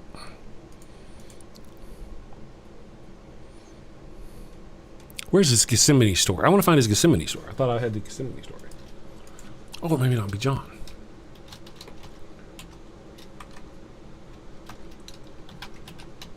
Okay, there we go. There we go. All right. Let's see. Ooh, Mark. Ooh, I like Mark. There we go. Matthew. I knew it was in one of the other ones too. Matthew, and is it in John? How much? Because it in John. John is the only one where he doesn't say it. In Matthew, let's go here. Matthew 26. Not 126, jackass. All right. Matthew 26. Right here, Jesus says, verse 39, we'll go down to 39. Go down to 39, my ignorant Christian friends. Jesus says it is not his will. He is not willing to do this. It's not his will. He doesn't want to. He says it over and over again. He doesn't want to. Let this cup pass from me. Not my will, but your will. Every time. Let's do this. Matthew 26:39. Okay, here we go. Then Jesus he began, all right, so he took Peter and the two sons of blah with him, and they began to be sorrowful. He began to be sorrowful. Then he said to them, my soul is overwhelmed with sorrow to the point of death. Stay here and keep watch with me. Going a little further, he fell with his face to the ground and prayed, my Father, if it is possible, may this cup be taken from me. Yet not as I will, but as you will. And he does it every time. In Mark, Matthew, and Luke. Every time. And sometimes twice. Oh, yeah, right here. Is this here? Okay, let's see. Then he returned to his disciples. Couldn't you stay awake? Watch any prayer then? The spirit is willing, but the flesh is weak. He went away a second time and prayed, my Father, if it is not possible for this cup to be taken away from me unless I drink it, may your will be done. And then we go to Mark, and I think Mark specifically says, yet not my will, but your will. Twice. Jesus was not willing. He only did it because he had to. Remember I was telling you about my little son that I called in here earlier? I said, come on in here. I robbed this store over here. He's like, all right, Daddy, what you need? I was like, well, man, I robbed that store, and the only way I can get to heaven is if I sacrifice you to the God creature. He's like, ooh, I don't really want to do that. I'm like, well, you're going to do it no matter what. He's like, I don't want to. All right, but if you say so, I guess I got it. And that's kind of how it went right here. God, he didn't want to. He says so every time. In every book. You didn't know that? You didn't know? Yeah. That's the whole deal. Most of you just don't know. Mark 14. There's just so many of these. I can't remember them all. Let's go to Mark 14. The Last Supper, when Jesus, the Jews, celebrated Passover, which was the murder of innocent children in Egypt. I'm just going on about myself then. Let's see. They were going on. They were saddened. Gethsemane. They went to a place. He took Peter and James and John along. My soul is overwhelmed with sorrow to the point of death. He said to them, stay here and keep watch. Going a little further, he fell to the ground and prayed that if it possible, this hour might pass from him. Abba, Father, he said, everything is possible for you. Take this cup from me, yet not my will, but your will. Jesus telling you he's not willing. He's choiceless.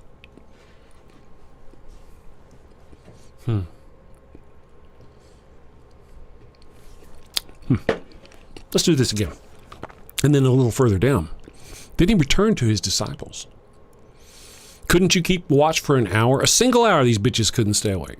I'm with him. I think personally, I've read enough of the Bible to where I believe the disciples were little more than Keystone Cops. Bunch of fucking idiots. Anyway, Here we go, down here. Verse 39. Once more he went away and prayed the same thing. What was the thing he prayed? Take this cup from me, yet not what I will, but what you will. He went and prayed the same thing.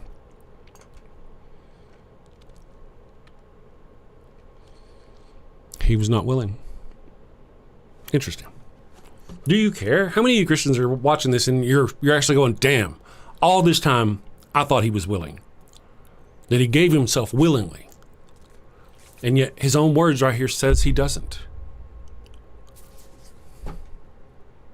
I remember my preacher talking about this, glorifying how Jesus acknowledged that God's will was greater than his.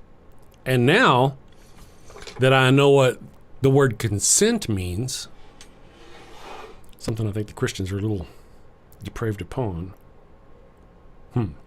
Let's see. You guys like a good song?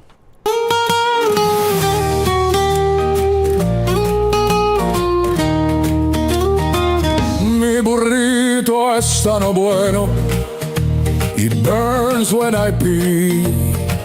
Abraham had the crotch cooties and gave his sister wife to me. El ataco fue no bueno, it stings like a bee. They told me she was his sister, now I'm plagued between the knees. I've got the Pharaoh's curse, a case of penile plague. I've got the Pharaoh's curse, there's fire between my legs. Mi burrito está no bueno, a full bladder I fear. Abraham's lies and Sarai's touch have left me itching front to rear. Mi burrito está bueno, it burns when I pee. Abraham had the crotch cooties and gave his sister wife to me. I've got the Pharaoh's curse, a case of penile plague. I've got the Pharaoh's curse, there's fire between my legs.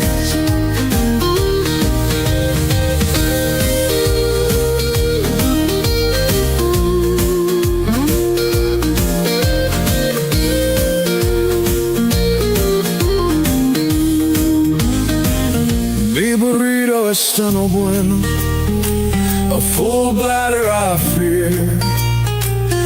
Abraham's lies and Sarai's touch have left me itching front to rear. Mi burrito está no bueno, it burns when I pee. Abraham had the crotch cooties and gave his sister wife to me. I've got the Pharaoh's curse, a case of penile plague. I've got the Pharaoh's curse, there's fire between my legs. I've got the Pharaoh's curse, a case of penile plague. I've got the Pharaoh's curse, there's fire between my legs.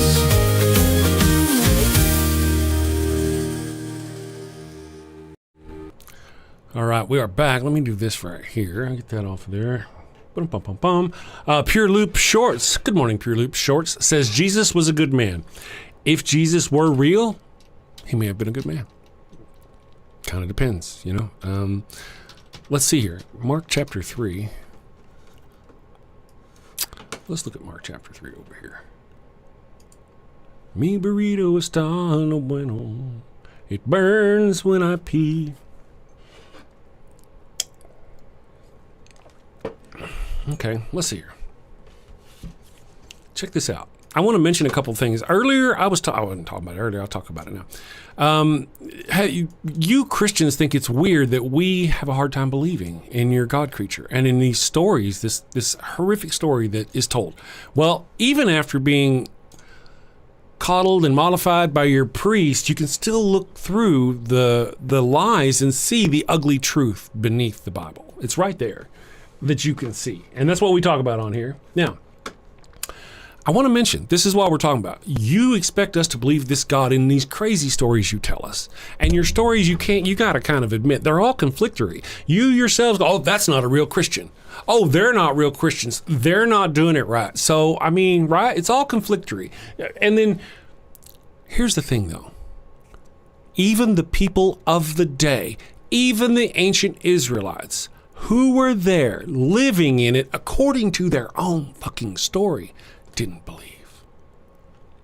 God would work his miracles, and it was like he wasn't working his miracles at all. And the people didn't give a shit. They just go on doing about their doing themselves. Have you noticed that? How many times does he sell them into slavery here or punish them over here? He demonstrates his magnificent, glorious power. He parts the Red Sea before the eyes of the people. They go through and the dust hasn't settled yet and they're already worshiping the gods of the Egyptians. Does that make sense to you? Does that make sense to you? Would they, I mean, really? That they would do that? Huh. It just doesn't, it's just crazy. It almost sounds like there was a guy who was writing this story and going, the sky is falling, the sky is falling. And then when bad shit did happen, he blamed it on the sky that was falling. Let's see here. Jesus, he may have been a good man. That's why I was bringing up Mark chapter 3. Let's go down here to Mark. Is it Mark chapter 3? Yeah. Here's Mark chapter 3. Oh, shit. New system, guys. Sorry. Mark chapter 3. Says right here. Now, I don't know if I told you earlier the reason for the parables. You know the reason for the parables. He's teaching them in secret, but do you know why? He tells you. I don't know if it's this one. I didn't look it up, but he tells you the reason for the parables is because the reason why he's teaching in secret is because those people out there might hear his message, be turned, and be saved, and he doesn't want them to be saved. Did you hear that? That's the whole purpose for the parables, and Jesus tells you that. Let me look at that. There we go. Mark, Matthew, with parallel accounts with his disciples, he used the teaching method. I can pull them up. Let me pull one up here. Mark, Matthew. Okay, here we go. I'm a liar, right? Here we go, right here. Oh, wrong one. Wrong one. Sorry, it's new system. New system, people. Get off my back. Can you see over here? Can you see what I see? Okay, here you go. Right here. And I can do this. That doesn't help you guys at all. Let me do this. All right, right here. You can see on this one right here, it says, they're asking him, why do you speak? The reason for the parables. Why do you speak in parables, to them in parables? And he answered and said to them, to you it has been granted to know the mysteries of the kingdom of heaven. Remember, John chapter 18, he lies and says he never said anything in secret. Liar, liar, liar. Go look that shit up yourself. John 18, I showed it earlier on the screen. For whoever has, to him more will be given. All right. Am I reading the right one? Okay. Now, he does say, for this reason I speak to them in parables, because seeing they do not see, and hearing they do not hear, nor do they understand. With this reference, they to them prophesy Isaiah. This is not the one I'm looking for. Is it in the other one? This might be it. I'm just not taking the time to read it.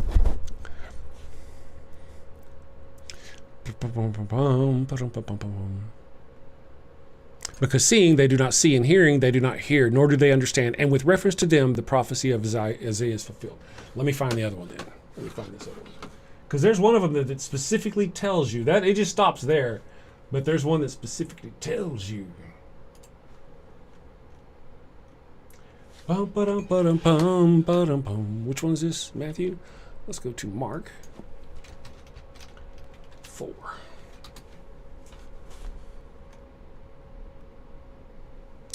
Mark 4. And it's also in Luke too. It might even be Luke. 11 and 12. Okay.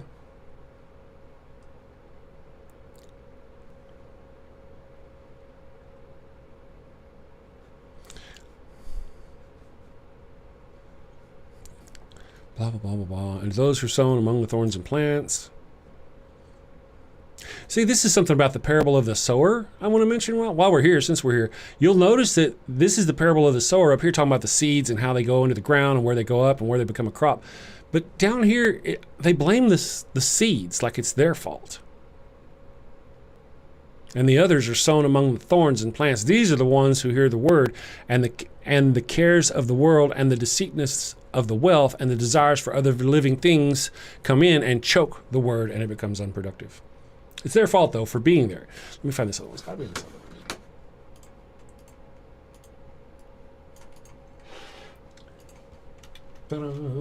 I know I'm probably missing it already. Luke 8. Luke chapter 12 has become one of my favorite chapters recently. Yeah, okay. Luke chapter, okay, maybe that's it. Is that it? Je ne sais pas. I'm a liar until I find it, right?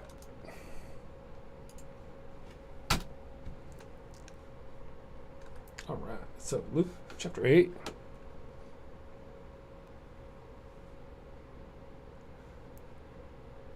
Here we go.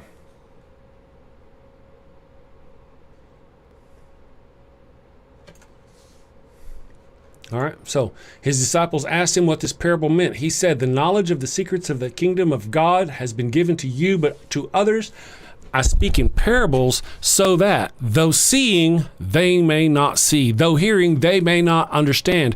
This is the meaning of the parable.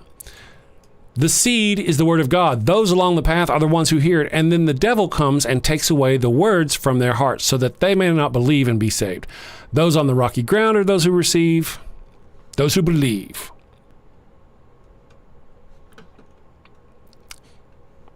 Though seeing, they may not see. Hold on one second. Boom, boom, boom, boom. Oh man, I didn't mean to do that.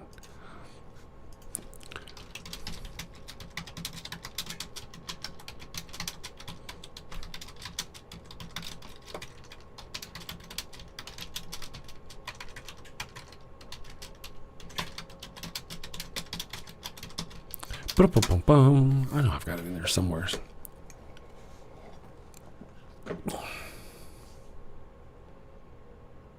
I think that's it. Yeah, I think I had it right with Mark. You guys can't see my face, can you? All right, so where was that again? Let's go here. Let me see. 10 through 12. That's what I thought. I'm just getting old. I think I'm just a geezer. I am a geezer, geezer am I. Mark 4. Okay, I was in the right place. All right. So that. Right here. This is it. The liar atheist wasn't a liar. The reason for the parables. This is Mark. Mark is the first book, the oldest book, my understanding. And then he was alone around them together. They asked him, what about the parables? And he said unto them, to you has been granted the secret of the kingdom of heaven. Remember, I never said anything in secret, said Jesus in John 18. Liar. To you has been granted the secret of the kingdom of God, but to those who were outside, everything is in parables, so that they may look closely and not perceive, and that they may listen carefully and not understand, lest they turn and it be forgiven them. Jesus is saying he is teaching people in secret because he doesn't want other people to hear his message and turn and be forgiven.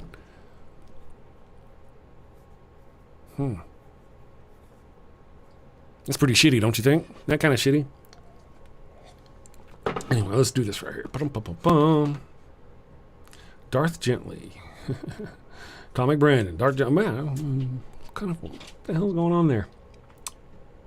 Respectfully, you're uneducated, so I don't care if you aren't convinced it's embarrassing. Are you talking to me? You might not be talking to me.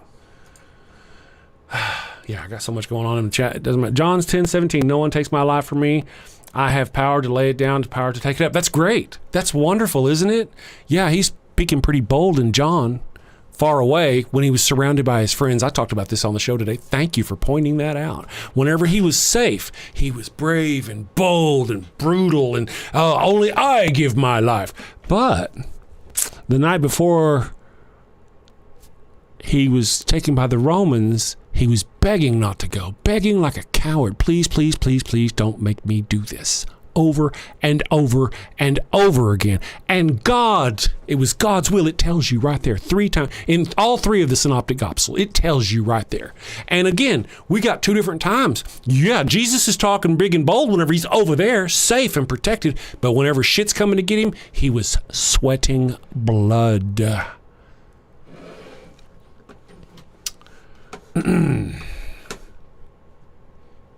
Let's go here.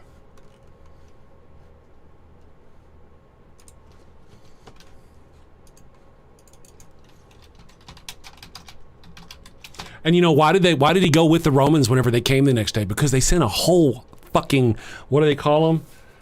A whole bunch of Romans. Damn it, what the hell is that? So they sent armed Romans, a whole bunch of, what is that, a horde? Not a horde, a military unit of Roman, but they sent a lot of Roman soldiers. And Jesus tells you, the story tells you just before they got there, that they only had 2 swords. Jesus and them had 2 swords. Why did they have 2 swords? Why would Jesus need a sword? Why would Jesus tell them in the story just before to go buy swords? Why would he do that? Cohort. It was a whole cohort. It was a cohort. So whenever a cohort showed up of Romans,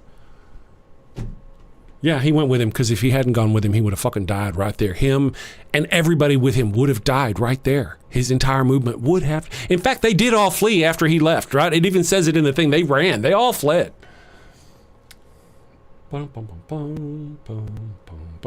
So, there you have it. You were talking to the host. That's lucky, good for you. Was the host listening to you?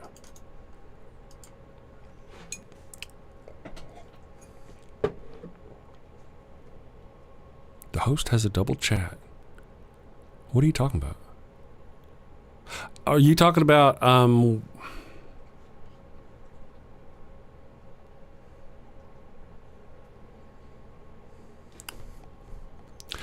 So wait a second. So you mean here on the left that's a double chat? Or whenever I had the page up, it's a double chat. I get that the words are covered up, but I mean, I just set this up this morning and I didn't, I fucked it up.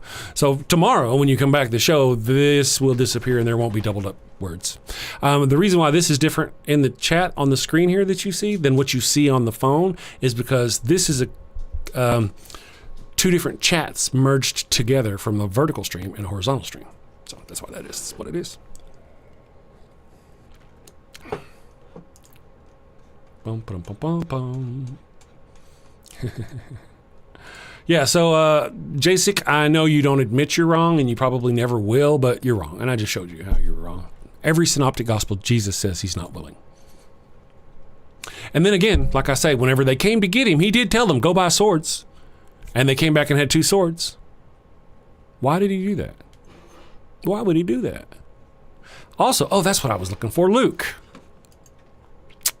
Yes, I forgot. I got distracted. I was going to show you something from Luke. Don't make me look it up. You're going to make me look it up. Fuck.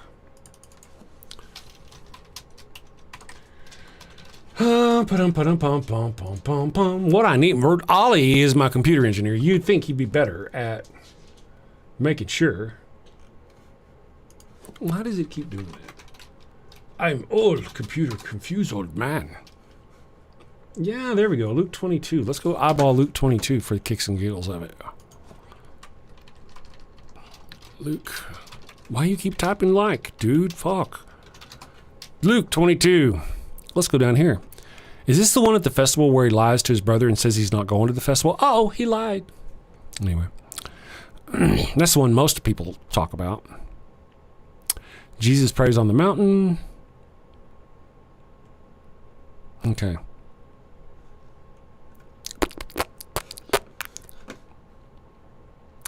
Here we are, my friends. Remember how brave and bold Jesus was whenever he was safe among his people and wasn't immediately being threatened. They're not coming and getting him right now. However, as the night is upon him and the time is now, they are upon him, and his attitude changed completely. All of a sudden, he's praying, begging God not to go through with it. He's hiding in the Garden of Gethsemane. He's arming up his people. Let me do this. Come on, damn ya. And now, let's go here. Let's look at this one again. Right here, it says he was so fucking terrified, he was sweating blood. Jesus went out on the Mount of Olives and his disciples following. On reaching the place, he said to them, pray you will not fall into temptation. He withdrew about a stone's throw away, knelt down and prayed, Father, if you are willing, take this cup from me, yet not my will. I'm not willing. I don't want to do this, but yours be done. Right there, again, Jesus telling you in his own words he doesn't want to do it. An angel from heaven appeared to him and strengthened him. He had to strengthen him now. Now he's not all bold and brave. Only I give my life, right? No, he's not. An angel is there to strengthen him. And being in anguish, he prayed more earnestly, and his sweat was like drops of blood to the ground. That is a literal medical condition, where you are so terrified that you sweat blood. That is a thing. Jesus was literally shitting bricks. Yeah, bold and brave. I can't really deny. I would be too. If I knew what was coming, I would be too. But that's the thing. I'm not God. I am not God incarnate. I don't know that, well, it'll be over in just a little bit and I'll go up to heaven and I'll be all powerful again. I wouldn't know those things. All right, let me do this. I'm going to read our super chats. I'm going to go do other things. Let's see here. Thank you, my friends, for all the support. I very much appreciate you. My new computer's appreciated. I had to get a new computer. I got some new graphics I am working on, and there are those out there who will know I am working on Father Flanagan's line of self-flogging whips. That's true. Because, if your arm is hurting or something and you don't have time to discipline yourself for being a sinful and wicked person, all you have to do is kind of sling it over your arm and hit the button and it'll beat the shit out of you. Beat the hell out of you, I guess it were. That's coming up, a new product from the Father Flanagan's line of products. Let me read our super chats here. TEC said, how gay can you be to get an atheist tattoo about God that doesn't exist? The non-existence of God yet again affects my friend Chris. Yeah, once again, it just completely goes over your head. It's not the non-existence of God. And the fact that you keep saying that just exposes your ignorance. I've told you many times, slowly. Maybe you should have a smart person explain it to you. Maybe you could just down in the chat type in the names of the religious people who are oppressing people by, 10 Commandments in schools, book bans, all that stuff. You do that. Do that for me. Beard of Empathy for $5 says, Stanley absolutely adored alliterative appellatives. Yes, like a Peter Parker and Bill Bixby and Bruce Banner, and you didn't know I knew what that meant, did you? I'm not as dumb as I look. I would be in a coma, I think, if I were as dumb as I look. The Atheist Mechanic for $10 said, some people seem to think the America was founded on Judeo-Christian principles. Treaty of Tripoli would disagree with that, though. You should really go, if you think the American is a Christian nation, you should go read the Treaty of Tripoli. The founding fathers would disagree with you. Can't have freedom of religion without freedom from religion. And then Flockmaster for $2 says, I'm 70, but that changes Monday. There better be cake. Happy birthday, Flockmaster. Have a safe weekend. Have fun. Sin safely, my friend. Let's see. D20 has been a member for 3 months. Old hand. Thank you for being there. And then the Atheist Mechanic for $10 says, if God exists, he could come down and tell his fan club to not be so goddamn annoying. Thanks. Yes, he could. We would appreciate that if he would do that, but I don't think he's going to in his complete non-existence. Remember, he doesn't bark for us when we tell him to bark. And I got another super chat down here, and this other one, I didn't hear that one either. From Ivy Ann. Hello, Ivy Ann. I hope I didn't make you wait long before I read this. Zealot who wanted to take down Rome and the Gentiles, as if someone watching Rome slay his people would say, pay your taxes to Caesar. That's really true. I think really it's kind of complicated. Hard to oversimplify. Easy to oversimplify. I think that he would have stopped just at Judea. He would never have moved on to Rome. All he cared about was the Jews. He didn't care about the Gentiles at all. Nobody, he didn't care about that. He just wanted them gone, And that kind of shows up with the woman, the Canaanite woman, the Syrophoenician woman that he runs into, where he even tells her, I'm here for the Jews. I'm not here for you. He tells a begging woman whose daughter is suffering horribly that she's a dog and not worth his magic. Apparently his magic is limited because he can't give some to, you know what I mean? yeah, it's like the food from the table from the dogs. And then she, of course, said she was a dog, therefore he gave her the food. Oh, yeah, sure, he did give her the food after she begged and pleaded. She came in and begged him. He literally ignored her, according to the scripture. Then she bugged the disciples so much, they came and they said, man, she is here. She's bugging the shit out of us. Please send her away. They did not say, heal her child. They said, please send her away. Then he says, to do that, to heal her, or to heal her would be like throwing food for the children to the dogs. And then she comes and prostrates herself before him and says, yes, but even the dogs get the crumbs from the children's table. This is a Gentile Jew situation, and all you Christians think Jesus loves you. He had no idea about you. Paul did, though, and Paul never met Jesus, right? All right, guys, I thank you very much. You guys are all wonderful. I hope you have a wonderful weekend. I hope you send safely and take care. And I'll kind of read some of this chat. Sometimes I'll pop back. You know how I am. Send safely, my friends. Have a great weekend. Take care.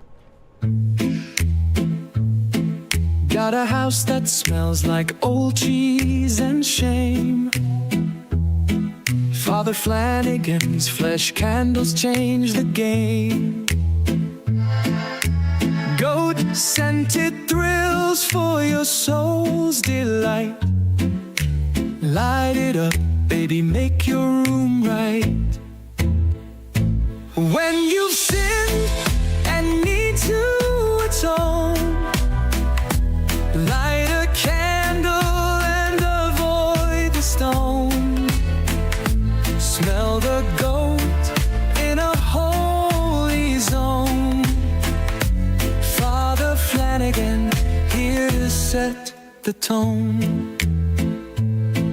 Confession booth, busy, no need to stress. Light a candle and forget your mess. Gross odors vanish like sins in the wind. With each wick, guess who's your new best friend? When you've sinned and need to atone, light a candle and avoid the stone. Smell the goat in a holy zone. Father Flanagan, here to set the tone. Lambs and calves may have their day, but goat's the scent that leads the way. Clean your slate with a sniff so pure. Father Flanagan's got the cure. Turn your home into a saintly space. With every whiff, find redeeming grace. From your living room to the kitchen sink, light the goat